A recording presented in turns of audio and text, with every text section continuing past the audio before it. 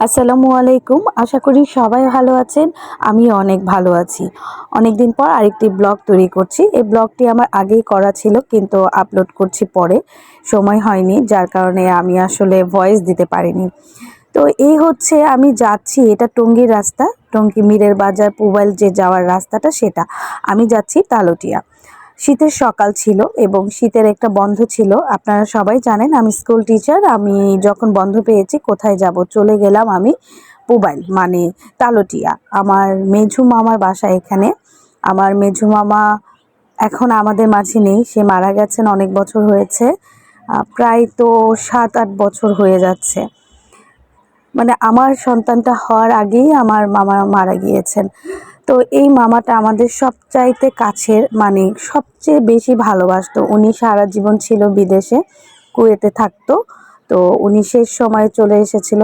অত বয়স ছিল না, কিন্তু তার যেদিন মানে যখন মারা যাবে তার কিছুদিন আগে, বছরখানিক আগে এসেছিল উনি। তো এই হচ্ছে আমি রিক্সা ঠিক করে ফেলেছি। ভাইয়া আমাকে বলেছিল যে, আমার মামাতো ভাই, যে আমি তোমাকে নিয়ে যাই।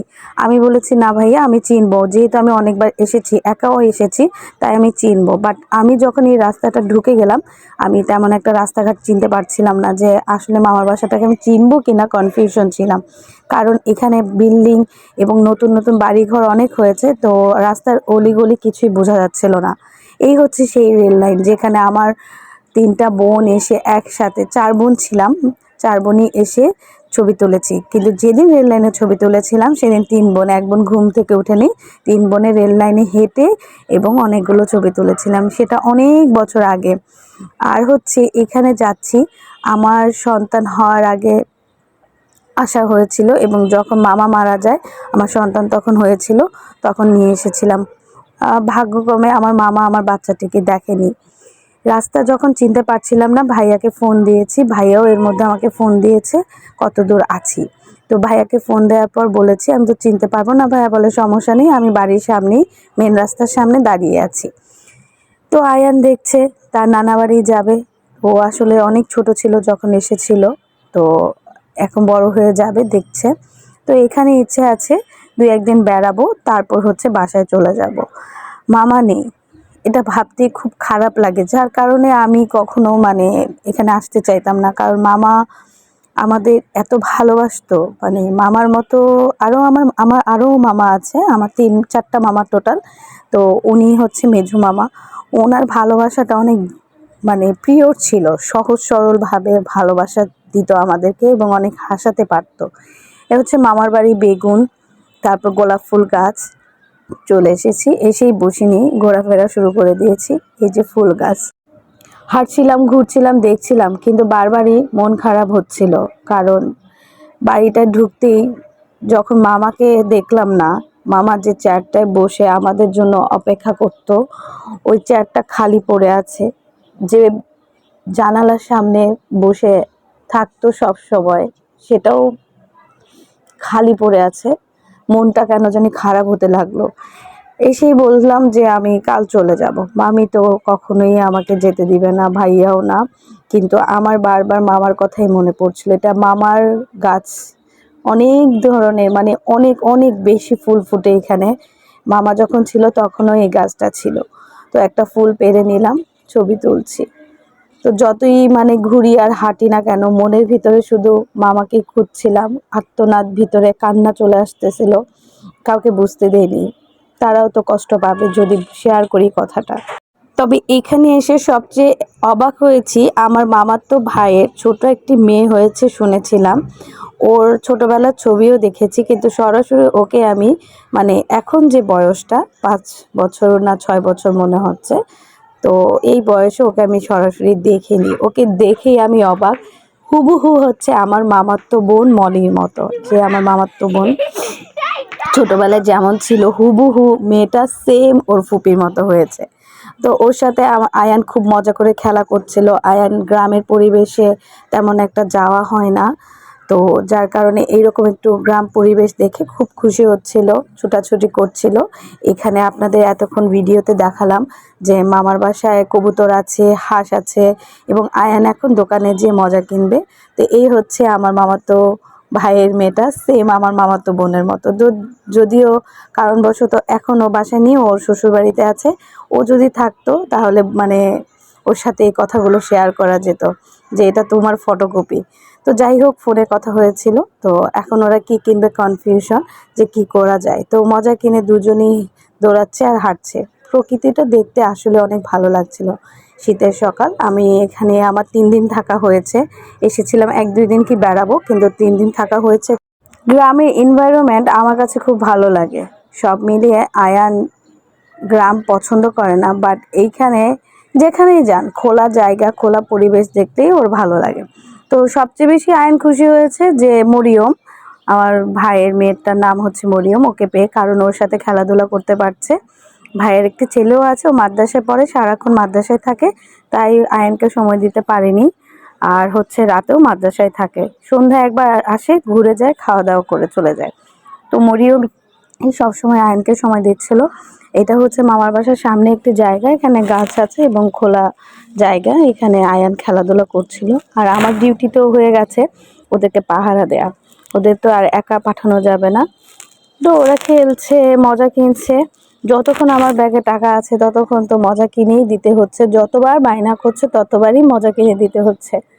মজা বলতে দোকানের জিনিসগুলোই বোঝায়, দোকানে বাচ্চারা যেগুলো খেতে পছন্দ করে সেগুলোই। তো এই যে একটা স্কুটির মতো পাওয়া গেল, এটা মনে হয় চার্জে চলে। ওটার মধ্যে অনেকক্ষণ ওরা খেলাধুলা করলো, ছবি তুললো।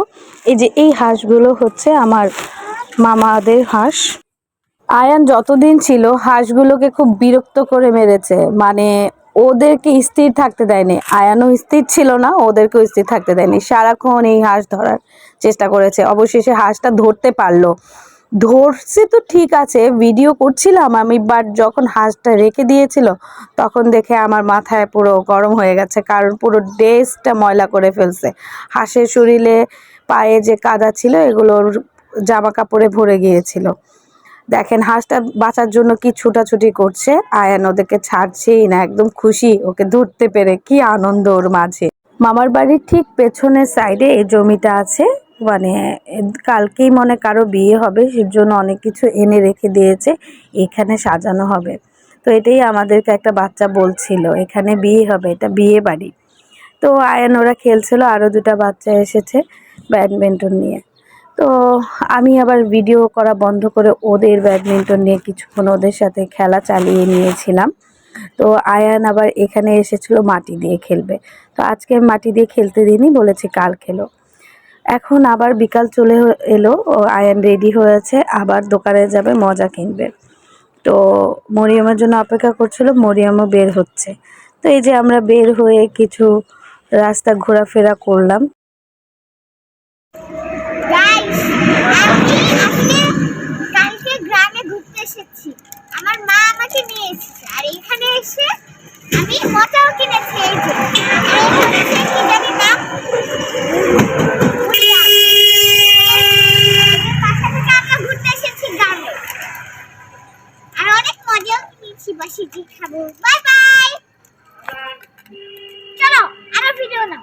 যাও টাটা দিয়ে বাই বাই। হ্যাঁ বাই বাই। গাইস, আমাদের সাথে দেখুন আমরা কত ঘুরতে যাই। এই হচ্ছে গ্রাম। ওই দেখুন পুকুর পাড়। গাইস, গাইস, এটি দেখুন পুকুর পাড়। চলো এবার আরো তারপর একটু ঘুমালাম। আমি ঘুম থেকে উঠে দেখি মামি পিঠার আয়োজন করেছে, শুধু আমাদের জন্যই করেছে। বলছে যে মামার বাসায় এসেছো, মামা নেই বলে কি একটু পিঠা খেয়ে যাবে না, শীতের মধ্যে এসেছো, একটু পিঠা না খেলে হয়, তাই আমাদের জন্য পিঠা বানাচ্ছিল। তো আসলে ভাপা পিঠাটা অনেক পছন্দ আমার। তো আমি আসলে এই পিঠাটা কখনো বানাতে পারি না, বেশিরভাগ কিনেই খাওয়া হয়। এছাড়াও আমাদের জন্য খুদের ভাত করেছিল সকালে নাস্তা, পরের দিন সকালে নাস্তা, রাতে পিঠা করেছিল। খুদের ভাত এবং বিভিন্ন আইটেমের ভর্তা আমার খুবই পছন্দ, এটা অনেকেই জানে আমার ফ্যামিলির মধ্যে, যার কারণে মামি এটা আমার জন্য তৈরি করেছিল। এই যে ওদের মাটি দিয়ে খেলা শুরু হয়ে গেছে। এই মাটিটা আসলে প্রচুর পরিমাণে বালুযুক্ত থাকায় ওরা মন মতো করে জিনিসপত্র বানাতে পারছিল না, তবে যতটুকুই ট্রাই করছে তো বানানোর চেষ্টা করছে দুইজনেই। এই যে অবশেষে আয়ান একটি মাটির পাত্র তৈরি করতে পেরেছে, মানে হাঁড়ি পাতিল তৈরি করবে। তো আমার বাচ্চাটার আসলে মাটি দিয়ে খেলার অনেক দিনের ইচ্ছে ছিল, আমাকে প্রায় বলতো। অবশেষে আমি আল্লাহর রহমতে এই ইচ্ছেটাও ছোট হলেও পূরণ করতে পেরেছি। এত বছর পর মামার বাসায় এসে সত্যি মামার অভাবটা অনেক ফিল হচ্ছিল, কিন্তু আমার মামাতো ভাই সেটা ফিল হতে দেয়নি বেশি একটা। মামাতো ভাই মামিরা অনেক এবং ভাবিও অনেক আদর ভালোবাসা দিয়েছে, যার কারণে প্রত্যেকটা মুহূর্ত অনেক ভালো কেটেছে। যেখানে আমি 1 দিন বা 2 দিন থাকবো, সেখানে আমি 3 দিন থেকে তারপরে এসেছি। সত্যি খুব ভালো লাগার একটা সময় কেটেছে। আমার বাচ্চাটা বেশি আনন্দ পেয়েছে, কারণ হচ্ছে ও এরকম খোলামেলা জায়গা পায় না। তো ফ্ল্যাট বাসায় থাকলে যেরকম একটা বন্দি জীবন, এটা কিন্তু এইখানে নেই। বিশেষ করে গ্রামের পরিবেশ যে থাকে, গ্রামের আবহাওয়া যেখানে থাকে সেখানে কিন্তু ওই রকম নেই। তো নিঃশ্বাসটাও নিতে ভালো লাগে, অনেক অক্সিজেন পাওয়া যায়। তো ওরা আসলে মাটি দিয়ে খেলার পর আবার গোসল করে খাওয়া দাওয়া করে আবার বিকাল দিকে বের হয়েছে। এই যে আয়ান আর মরিয়ম দুজন খেলছে। এখন মূলত বের হয়েছে, আবার হচ্ছে দোকানে যাবে।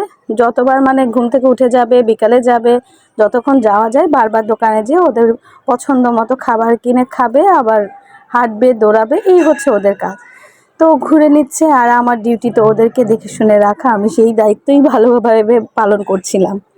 আমার আয়ান যখন যেটা চায় আমি আমার সামর্থ্য মতো সেটা দেওয়ার চেষ্টা করি, তবে সাথে সাথে কখনোই দিই না, একটু লেট করে দিই।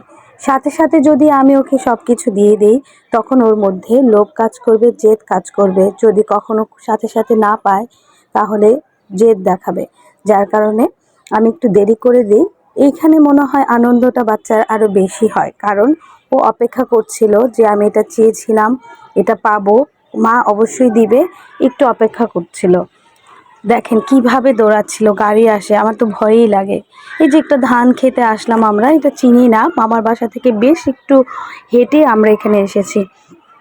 ধান হয়নি এখনো। আয়ন ওই মাঝখানে যে খেলছিল, হাঁটছিল এবং ছবি তুলছিল, খুব ভালোভাবে নিঃশ্বাস নিচ্ছিল। মাশাল্লাহ, সবাইকে অনেক অনেক ধন্যবাদ আমার ভিডিওটি দেখার জন্য। সবাই আমার মামার জন্য দোয়া করবেন, আল্লাহ যেন তাকে জান্নাতবাসী করে। ভালো থাকবেন সবাই, আল্লাহ হাফেজ।